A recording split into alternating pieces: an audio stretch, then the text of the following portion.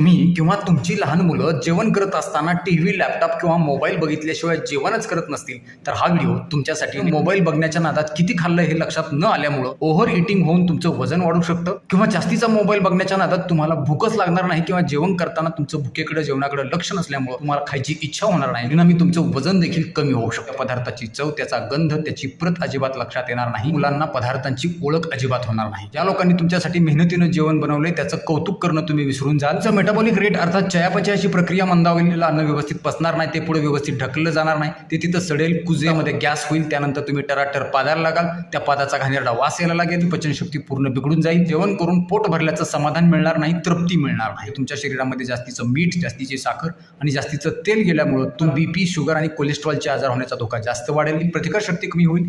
जेवण करत असताना मोबाईल, टीव्ही, लॅपटॉप बंद करा आणि तोंड उघडा. लाईक करा, कमेंट करा, जास्तीत जास्त मित्रांना शेअर करा, फॉलो करा, सबस्क्राईब करा.